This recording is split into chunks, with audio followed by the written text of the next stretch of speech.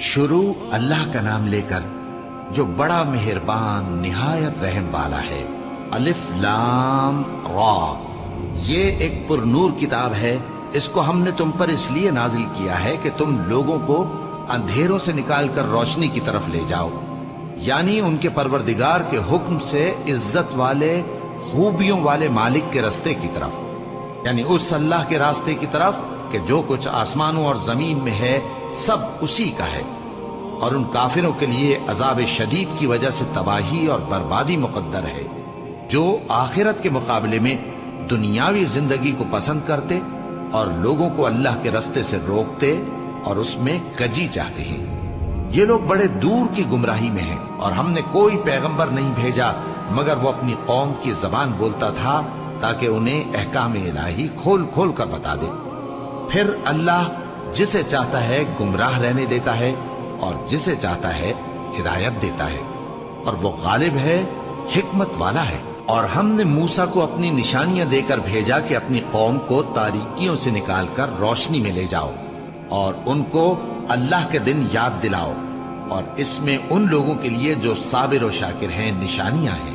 اور جب موسیٰ نے اپنی قوم سے کہا کہ اللہ نے جو تم پر مہربانیاں کی ہیں ان کو یاد کرو، جبکہ اس نے تم کو فرعون کی قوم سے رہائی بخشی، وہ لوگ تمہیں برے برے عذاب دیتے تھے اور تمہارے بیٹوں کو مار ڈالتے تھے اور تمہاری لڑکیوں کو زندہ رہنے دیتے تھے، اور اس میں تمہارے پروردگار کی طرف سے بڑی آزمائش تھی۔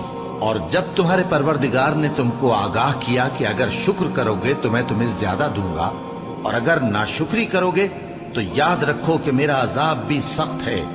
اور موسیٰ نے صاف صاف کہہ دیا کہ اگر تم اور جتنے اور لوگ زمین میں ہیں سب کے سب ناشکری کرو تو بھی اللہ بے نیاز ہے، قابل تعریف ہے۔ بھلا تم کو ان لوگوں کے حالات کی خبر نہیں پہنچی جو تم سے پہلے تھے، یعنی نوح اور عاد اور سمود کی قوم اور جو ان کے بعد تھے، جن کا علم اللہ کے سوا کسی کو نہیں۔ جب ان کے پاس ان کے پیغمبر نشانیاں لے کر آئے تو انہوں نے اپنے ہاتھ ان کے منہوں پر رکھ دیے کہ خاموش رہو، اور کہنے لگے کہ ہم تو تمہاری رسالت کو تسلیم نہیں کرتے، اور جس چیز کی طرف تم ہمیں بلاتے ہو ہم کو اس میں بھاری شک ہے۔ ان کے پیغمبروں نے کہا، کیا تم کو اللہ کے بارے میں شک ہے جو آسمانوں اور زمین کا پیدا کرنے والا ہے؟ وہ تمہیں اس لیے بلاتا ہے کہ تمہارے گناہ بخشے اور ایک مدت مقرر تک تم کو مہلت دے۔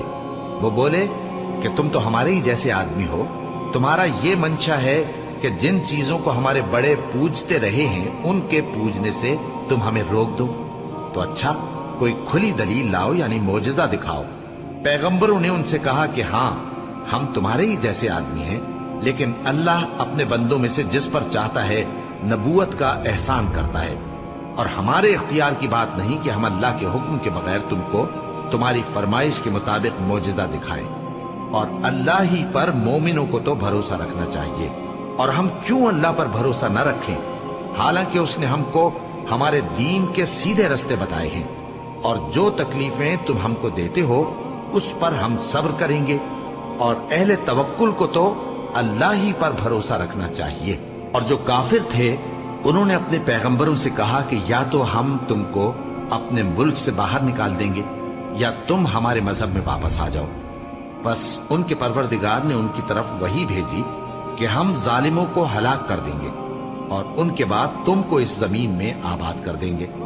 یہ اس شخص کے لیے ہے جو قیامت کے روز میرے سامنے کھڑے ہونے سے ڈرے اور میرے عذاب سے خوف کرے۔ اور پیغمبروں نے اللہ سے فتح چاہی اور ہر سرکش ضدی نامراد رہ گیا۔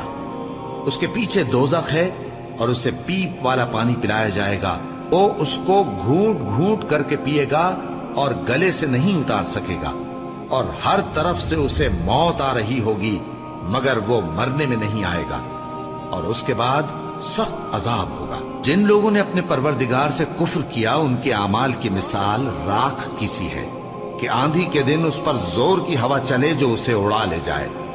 اسی طرح جو کام وہ کرتے رہے ان پر ان کو کچھ قابو نہ ہوگا۔ یہی تو پرلے سرے کی گمراہی ہے۔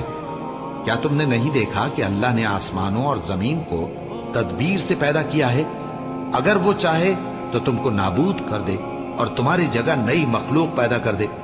اور یہ اللہ کو کچھ بھی مشکل نہیں. اور قیامت کے دن سب لوگ اللہ کے سامنے کھڑے ہوں گے تو غریب پیروکار بڑے بن بیٹھنے والوں سے کہیں گے کہ ہم تو تمہارے پیرو تھے، کیا تم اللہ کا کچھ عذاب ہم پر سے دفع کر سکتے ہو؟ وہ کہیں گے کہ اگر اللہ ہم کو ہدایت کرتا تو ہم تم کو ہدایت کرتے.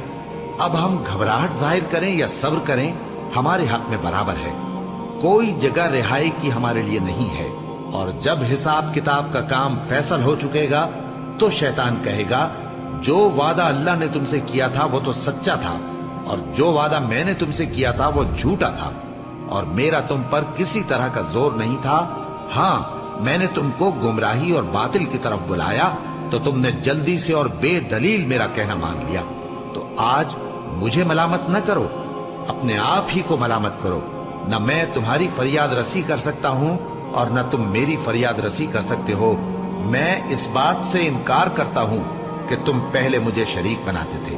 بے شک جو ظالم ہیں ان کے لیے درد دینے والا عذاب ہے. اور جو ایمان لائے اور عمل نیک کرتے رہے وہ بہشتوں میں داخل کیے جائیں گے جن کے نیچے نہریں بہہ رہی ہیں.